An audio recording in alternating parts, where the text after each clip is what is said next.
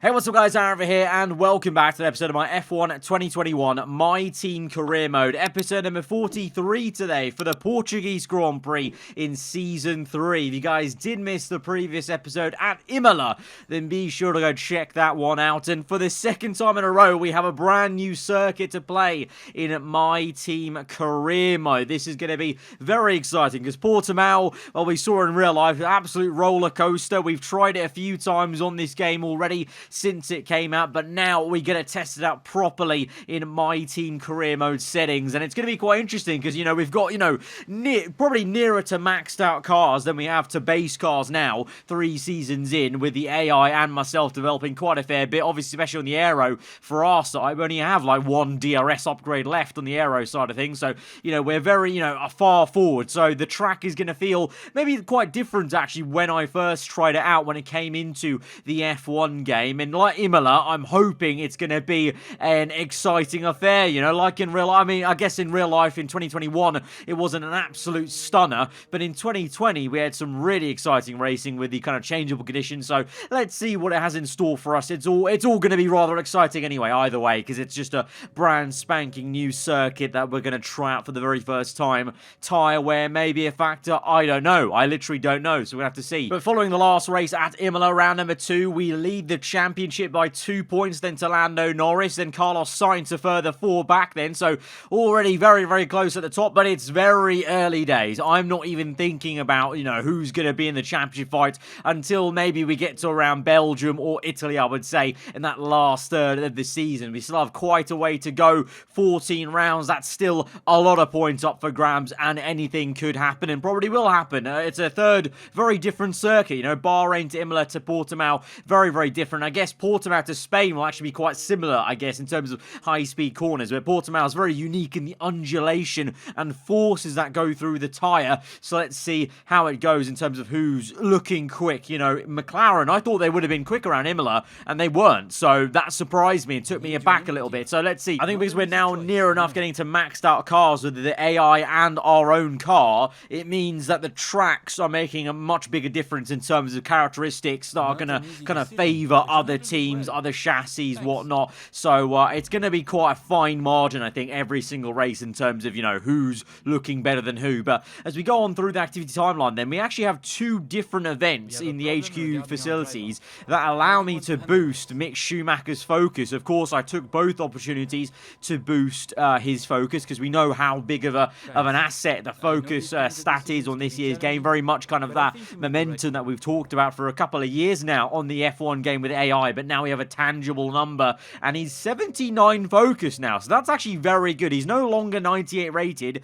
he's 95 rated now. That's the kind of base level rating he's got now with our personnel and whatnot, but that's still very, very strong. That's still better than the likes of, Lando Norris, Carlos Sainz, Leclerc, Bottas even, and very high focus. But I must say, the 2 Ferrari drivers looking very focused indeed. Perez, the free agent, he's actually ironically the most focused out of everyone, 82. But both Ferraris in the green on focus. Lando Norris, I think, also in the green as well from McLaren, as well as Valtteri Bottas. So you're seeing why certain AI are doing better so far in the first 2 rounds of this season, because the focus really does mean so much. But Ferrari, the fact that both their drivers are in the green is maybe, quite daunting for all of us, they had a bit of a blip in the first race at Bahrain, but now, after that double podium for themselves at Imola, is this going to be the start of, domination by Ferrari, or consistency by them on the podium, every single race? I don't know. We're going to have to find out how it goes for them here around Portugal. But in terms of the R&D graph, then let's have a gander. McLaren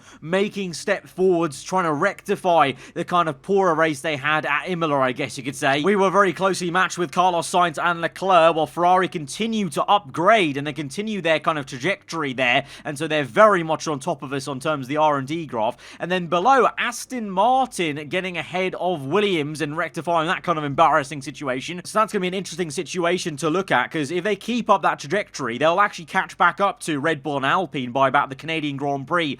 So if they do, that's going to be really exciting for that small little fight just below us top teams at the moment at the sharp end. And it's weird to even say that, because, you think of Red Bull, you think of a top team, but they are struggling right now. They did struggle again at Imola, but at the same time, to be fair, they're close closest rivals, Alpine, also had a dismal race at Imola. So 2 teams trying to make amends here at Portimao. But we go into the race weekend, then sunny skies right here. I don't believe there's any rain forecast, but it will be getting a bit more overcast for this next half of Saturday. So right now, making the most of the sunshine in Q1, but the track may be getting a little bit colder and therefore harder to drive maybe as we go into Q2 and Q3. So let's watch out for that. But right now, just trying to get through into the second part of qualifying. The car feeling, I must say, very stiff around Portimao. I don't know whether it's the kind of nearer to maxed out cars, you know, the G-force is going through the tyres, you know, because we're going so quickly through the circuit compared to the base cars,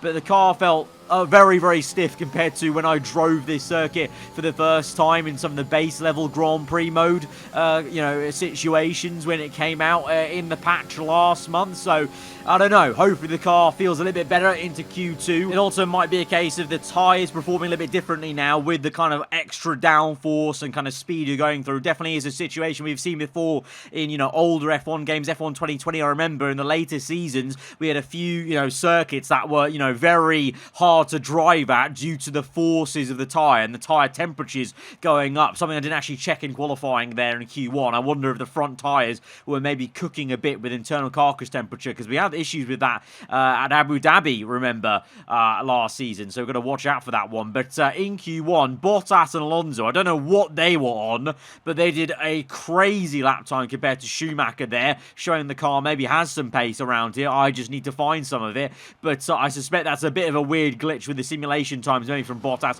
or Alonso. But let's just see how it goes then into the second part of qualifying. We do make it through, some ways off in terms of time, but like I said, I think Bottas and Alonso a little bit glitchy there, and also generally speaking we find time in Q2, but it may be harder as it is now very overcast, so the track may actually be cooling, and that may even make the tyre situation even worse for us. Having said that though, as we go into the heart of our first flying lap then in Q2, the front end actually feeling a little bit pointier than it was in Q1, ironically, so maybe something has changed slightly, or maybe we're just building confidence really with the circuit more so than ever, because, you know, compared to, you know, all the other tracks, Imola and Portimao, you got to remember, I've done the least number of laps ever in total on F1 games in general, not just this game, so there's still, you know, things to find, lines to find, you know, breaking points to try and, you know, maximize and try and, you know, explore the limits of the circuit. And as we go through into the last sector, a bit of understeer through that right-hander is so difficult. It invites you in,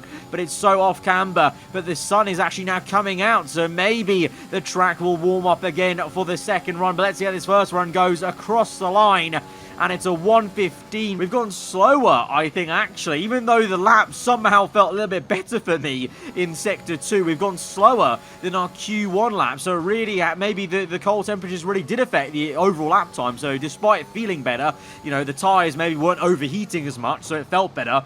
Because the track was just colder as a whole and having less grip, I actually did a slower lap. Well, the sun's out now. We're on our second flyer, purple first sector. So very good, but we get a massive mobile chicane in the form of Guan Yu Zhou. He's on a flying lap himself, I think, so he's not wanting to back out of it, but that purple first sector was only about a 10th gain, so we need to get a move on, but he's still there, and it's difficult to overtake him because he's on a fly, he's pushing hard, I'm pushing hard, but he's just already lost us all the time, and we're on the bubble. We're in P10, look at the top left, we're in P10, we're going to get knocked out at this rate, and we hit the curb on the left-hand side, trying to go to the inside, and it's a horrendous skid across the grass, up the hill, and then across the gravel trap, and we are out of Q2 as we have crashed out in spectacular form. We tried to go down the inside here, took too much curb, and that curb, I wasn't ready for it to unsettle me so much, and we had so much overspeed that part of the circuit that we just went bouncing across up the hill, over the kind of curbs, across the gravel and into the wall.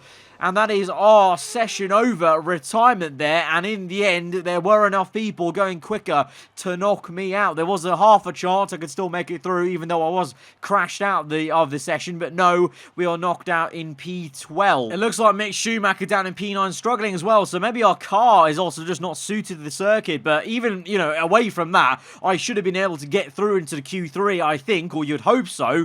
But, you know, we're 4 5 tenths off P10 there. from Ricciardo. So whether we actually would have been able to do it, I don't know. But Guan Yu Zhou not helping us out. That traffic was really, really badly timed. And then I just tried to overtake him in frustration. And we got caught up on the curb. It wouldn't have mattered, though, because we didn't have much time left in the session to go out again, I don't think. So either way, we would have been very much under pressure. And underneath that pressure, we've buckled a little bit here on Saturday around Portimao. So it's nothing much to say apart from going to the grid now and trying to do the best job we can at recovering on a Sunday. I don't know what the strategy is going to be like, and let's see what the pace is like in terms of what Schumacher can do in Q3, because that might give us an inkling of if the car is actually also struggling around this circuit, you know, in general. But let's go to the grid and find out. The Formula One circus has made its way to the southern coast of Portugal this week, and it's preparing for what I expect to be a terrific race here in Portimao.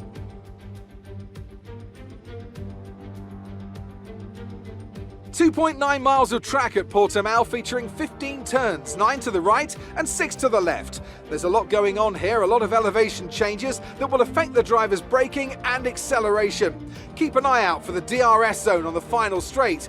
That will be the setup for a lot of today's overtaking chances. And as always, a man with plenty of racing experience joins me in the commentary box. Today it's Anthony Davidson. Tell me, Ant, you're no stranger to surviving the melee of turn 1. So how do you keep out of trouble when there's so much going on around you? Well, the throttle goes both ways, Crofty. You've got to have the discipline not to try and win the race on the first lap, so always be prepared to lift early and give those around you more space. Trying to be the last of the late breakers with half a dozen cars around you may pay off from time to time, but it's also a great way to lose your front wing. It's time to take a look at our starting grid for today's race. Daniel Ricciardo starts from pole position today, edging out Lando Norris, who'll start from P2. Moving on to the rest of the grid, we have Leclerc, Sainz, Valtteri Bottas and Russell, Hamilton, Mick Schumacher, Verstappen and Fernando Alonso, Ocon, the owner driver, Lance Stroll and Tsunoda, Joe, Mazepin, Callum Ilott and Antonio Giovinazzi, Lundgaard, Matsushita, Latifi and Pierre Gasly picks up the final grid slot today. And now it's time to head down to the track. So in the Q3 session, we didn't get to see McLaren have returned to form. Then they've bounced back from that bit of a disappointing time at Imola with a front row lockout there for Lando Norris and Daniel Ricciardo. Ferrari again looking good action. Mercedes a little bit on the back foot maybe here again around Portugal. Mick Schumacher found some pace to beat the Red Bull cars, but he didn't look that quick. You know, P8 there, that's not exactly where we were at the lofty heights of fighting for the race win around Imola. So whether we can do anything today to recover well, I don't know. It's going to be quite difficult as well because there's nothing really clever to do on the strategy because it's a one-stop either way apparently from soft to hard tyres or the mediums to hards. We're going to go ahead and choose the mediums. You know, we have a free choice of tyre choice, so we're going to go for the mediums and hope that the tyre wear maybe is high on the soft compound, and that being on the mediums, we can stretch that a little bit longer, maybe gain some time being on the medium tyres once the softs start to wear out. And then also, I don't know how the hard tyre is going to be around this circuit. Qualifying is anything to go by in terms of how sensitive the tyres seem to be against temperature and just the general forces. I have a feeling the hard tyre is actually going to be a really, really horrendous tyre to be on around here. So actually we want to be maybe on the medium tyre as long as we can try and muster. But as I said at the very start, it is a step into the unknown. It's exciting, but from P12, frustrating because I don't think we're going to be able to do too much to catapult ourselves up the order. And it may be a bit of a tougher Grand Prix than we want it to be, but that's just how the cookie crumbles. Let's get into it then. The first time around Portimao on F1 2021 MyTeam career mode. Round number 3 of Season 3 is go as we go to 5 red lights here in Portugal. Overcast conditions, 5 red lights are out. about. And we are underway on the medium compound. It's a bit of a slow start because of that change in compound compared to everyone else on the softs around us. Into turn 1, very fine on the right-hand side there. Sonoda nearly dive bomb me. It's 3 abreast between Schumacher, Alonso and Verstappen. And Verstappen is the one that has got off better as the 2 Mercedes I can see are side by side. Bottas v Hamilton up the road for P5 and 6. We've managed to nip ahead of Esteban Ocon, but he's come back at us. The Alpine really good in a straight line there. Acceleration up the hill, the subtle elevation, and then as we go down and then back up again, it is truly a roller coaster around here at Portimao, and Ocon has got a much better seat for it. He's up into P11. Meanwhile, that battle between Bottas and Hamilton still brewing and going on as they're side by side up the hill, then into the harder sector 2, and Bottas just nips ahead, but a fantastic squabble between the Silver Arrows early on. They've lost so much time though to the top 4. Look at that as we now try and go for a bit of an audacious dive bomb on the inside of Ocon there, but the medium compound just not giving me the grip I need right now. At this stage, the soft compound will be the quicker one, obviously, but as we go on through the laps, I'm hoping the tyre wear kicks in and the medium tyre comes back to us as the better race tyre. But a bit of understeer as the cold conditions maybe not really helping me in this situation on the mediums. But yeah, looks like early doors, the McLarens and Ferraris getting away from the rest of the pack as they're in a world of their own and checkerboarded, I believe, because I believe Leclerc actually managed to get ahead of Lando Norris, and Ricciardo is the one that leads the way. And what you're seeing right now on board with us is us finally finding a bit of a groove there. 1.3 better than lap number 2, so that second lap was pretty woeful for us as Ocon pulled away, and at the moment the softs very much looking very good, but we're now finding a bit of grip on the mediums. Lock up on the front right tyre, but still managed to rotate the car pretty well through that right hand, and then up the hill. DRS available to us now in the Grand Prix, and that's a purple first sector, so now we're looking a little bit better. And on their mini-map as well, to be fair, the entire kind of top 10 here, and just outside the top 10, because we're in P12, remember, we're all kind of starting to actually gain back on the Ferrari and McLaren pack. Ricciardo, though, like I said, leads the way. He's actually got quite a commanding lead, 1.6, so Rick Bobby looking very quick in that McLaren of his. Leclerc P2, Norris P3, then Sainz, bit of a gap, Bottas, Hamilton, Russell doing very well in the Alpine right now to be ahead of both Red Bull cars, as Mick Schumacher is now being chased after and overtaken by one of said Red Bull cars. Fernando Alonso in white going and overtaking Schumacher for P9s. We now go for a dive on Ocon there. We actually lost the back end off the back of turn 2. Somehow managed to control the back end and drift it into the next corner and managed to try and make that overtake work as we go very defensive now. Cut across Ocon to maintain the P11, and now we can maybe chase after our teammate Mick Schumacher here, but you can clearly see now, you know, Schumi, he's in P10 as well. Whoa, we lose the back end very much so. Again, really are struggling for grip out here, and I was going to say, maybe our entire team is struggling for grip because Schumacher P10 here, our car doesn't look quick. Compared to Imola, our car does not look quick around here. I don't know if it's the high downforce, the tyre issue. I don't know. I want to say it's more the tyre issue. I think if I had to point at one thing, it's the tyres. The tyres are very difficult to manage around Portimao, and it's also seeming difficult just to get temperature into them. And then ironically also, it's easy to put too much temperature into them then as well, in the last sector especially. So a lot of issues to maybe try and rectify and homework to do for future seasons around Portimao. Right now, just got to get on with it basically and try and do the best job we can, and that involves trying to overtake our teammate Mick Schumacher. He's doing quite a good job at defending against us. Obviously we need to try and be as respectful as we can to our new teammate here. Only his third race. We don't want to be too overly aggressive with him when we don't need to be, but equally need to try and get past him because he is a bit slower now as his tyres are wearing out. Lap 9 already now this is, so we've really skipped into about a third of the way through this Grand Prix. Not really too much has happened apart from these two overtakes on Ocon and Schumacher there, as it's actually quite difficult to overtake around this circuit. It may be quite an enjoyable one to watch, but definitely quite difficult for even the AI to overtake each other around here, I'm finding. But as we now move on, chasing after Fernando Alonso, Ricciardo is in, Schumacher is in, Russell's in on the bottom right there as we go and make the move on Fernando into turn 1. I think you saw there Ricciardo, Russell, both on the soft compound compound for their first pit stop. Will Schumacher do that as well? They've come in earlier than anyone else, and Schumacher is putting on the soft compound. So this is the race leader, Ricciardo, on softs, Russell on softs, and Schumacher on softs. They're doing a two-stop here.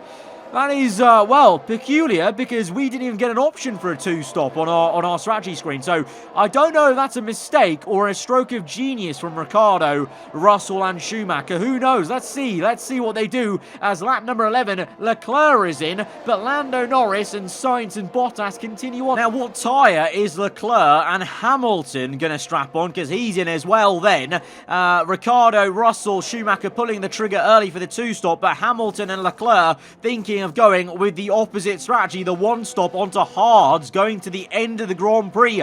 This will be for Leclerc and Hamilton. Now, this is the real tester. What is Lando? What is Sainz and Bottas, Verstappen? What are they doing as we now watch on Ricciardo putting those soft tyres to good use, overtaking his friend Pierre Gasly in the AlphaTauri up into P9, but Ricciardo's got a few more cars to overtake that are going to be a bit, a bit of traffic for him that are going to kind of hold him up. So let's see how this goes out for him, but Hamilton is just about got ahead of George Russell on the hards, but let's see now. Russell, he needs to overtake Hamilton. If he wants to make a two-stop work, Russell needs to go and overtake Hamilton in the Alpine to try and get some clean air and make that two-stop work. So Lando's in, Sainz, Bottas, Verstappen, they're all in. So this is the real question mark of what these guys do. I'd be surprised if they don't go onto hard tyres, because they've gone long enough now into this Grand Prix. Meanwhile, we go into the lead of the Grand Prix now, as we are the highest man on the track on medium tyres, but Lando has put on the hard compound. Now he comes down at the main straight. There is Ricciardo, who's overtaking Tsunoda round the outside. Great overtake for Ricciardo,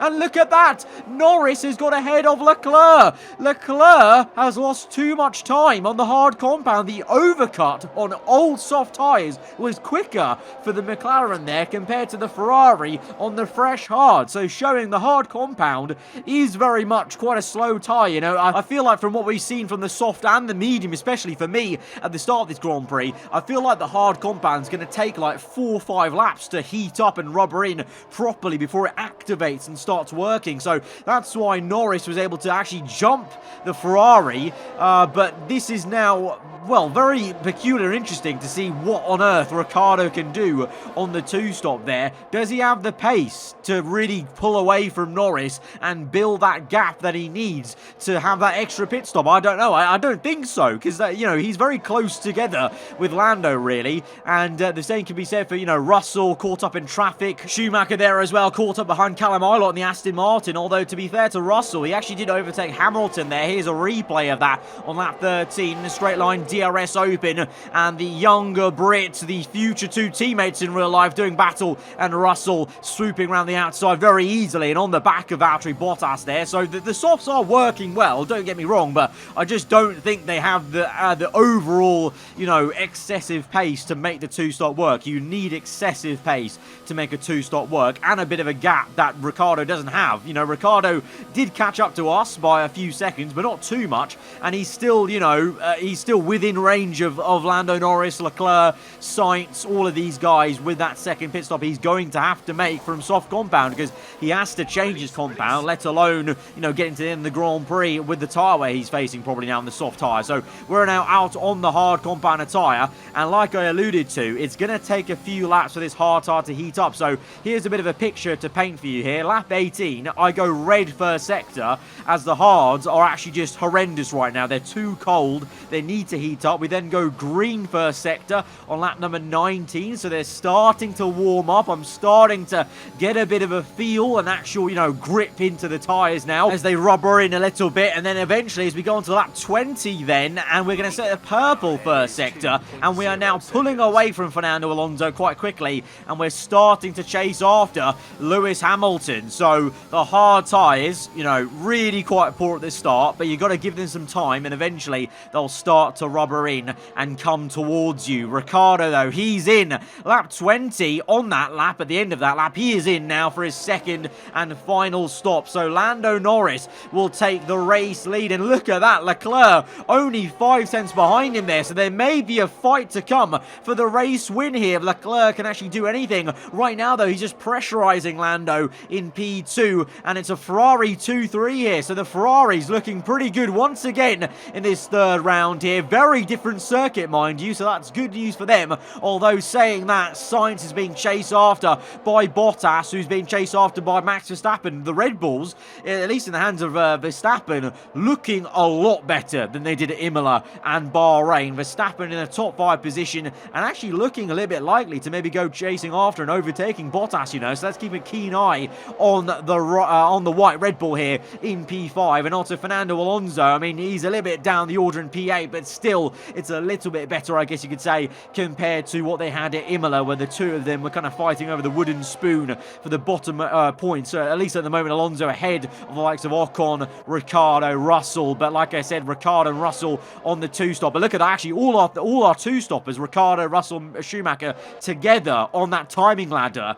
And all three of them out of action, you know. All three of them don't have the overwhelming pace to get back to where they were pre that second pit stop. So I think there's the two-stop, bit of a blunder and a mistake from, Ricciardo, Russell and Schumacher. And I don't think it's the team's fault in all three cases. It's the driver's fault because they've made that call, because their respective teammates, including me, we've made the call to stick to the one stop. And we're continuing to apply pressure and chase after Hamilton. Now 7/10 the gap between myself and him as we now watch on Ricciardo making moves on Ocon up into P9. This is a damage limitation recovery drive from Ricciardo now. How high could he go? Meanwhile, like I said, Verstappen was looking a bit punchy there, and Bottas is falling away from Sainz, and Verstappen goes for the move. The Red Bull will get up into the top 4, which is big news for them. Good improvement from Red Bull here at Portimao from Verstappen as we now make the move on Hamilton at the same time, but we lose the back end a little bit there. Lock up on the front right, still managed to rotate the car just about to hold the P6, but Hamilton will come back at us, I think,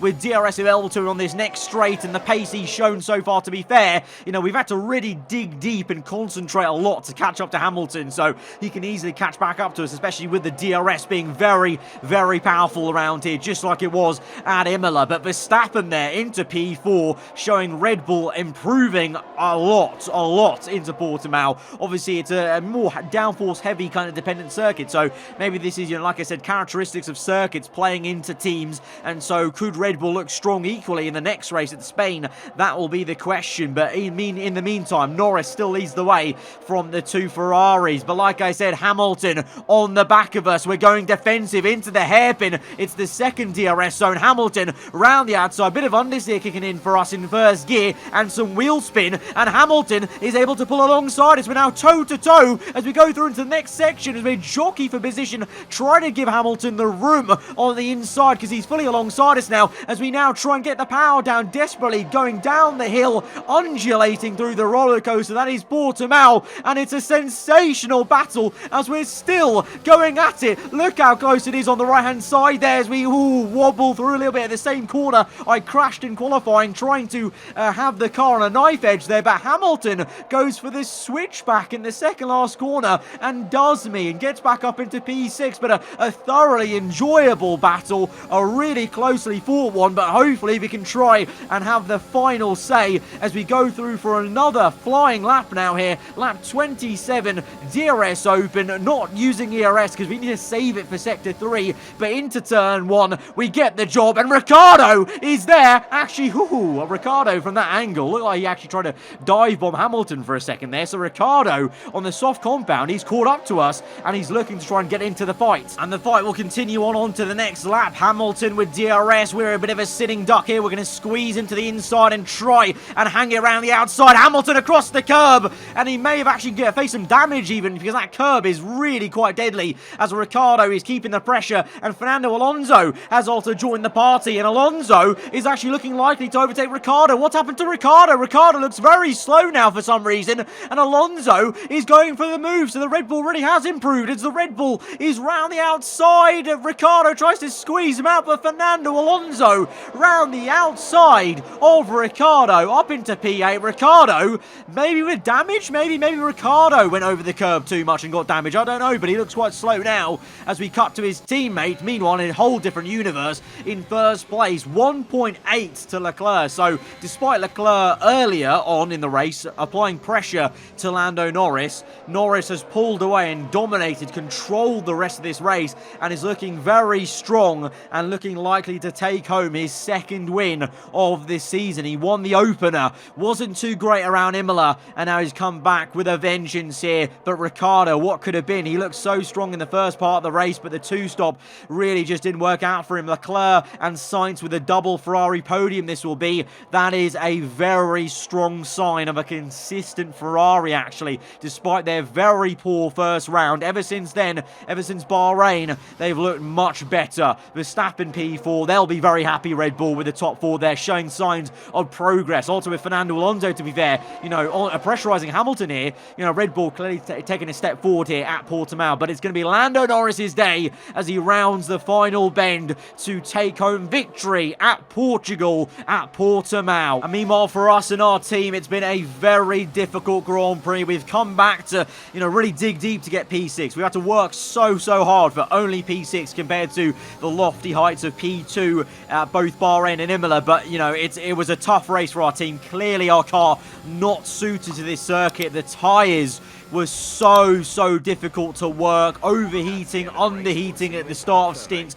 Schumacher really struggled, and he tried a two-stop. That just didn't work out for us, so we've got a lot of homework to do, especially for the next race at Spain, which may be equally a bit of pain for our car as well. McLaren have pulled it off. They've won in spectacular fashion here today. Anthony, tell me, what was it that helped them achieve this success? I think a large part of the result comes down to temperament. They were able to keep their heads when everyone around them was losing theirs, and that's allowed them to get the best out of the car, to maximise the strategy, and to stay out of trouble. Our winning drivers are on their way to the podium right now. It's been a fantastic race for McLaren, that's for sure, and no doubt they'll be celebrating tonight. Well, this race just showing that things are going to be difficult. It's not going to be easy. We were looking so quick around Imola, but here we were so far away from the podium, let alone the race win. Lando Norris looking like Mr. Consistent maybe this year. Little bit of a blip at Imola, but 2 wins in the first 3 races is a very strong start in a 16-race calendar. And to be fair as well to the Ferraris, another double podium for them.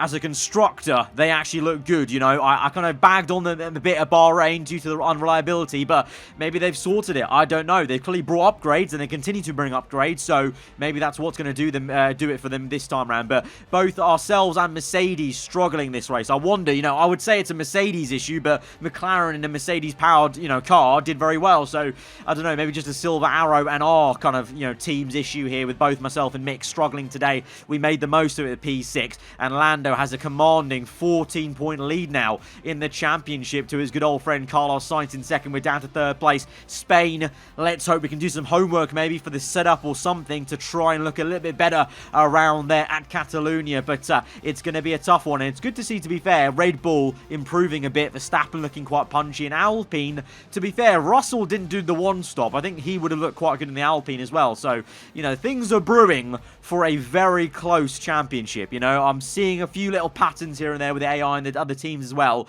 that I think it's definitely, too early yet to call the true pecking order and who's going to be in this fight come the end of the season. But guys, if you did enjoy what was a difficult race for us, but nonetheless an exciting race around Portimao, the first time doing it in MyTeam career mode, then be sure to hit that like button. Let me know what you thought in the comments below. If you're new around here, then do get subscribed for weekly Formula 1 content, and I'll see you guys next time. Goodbye.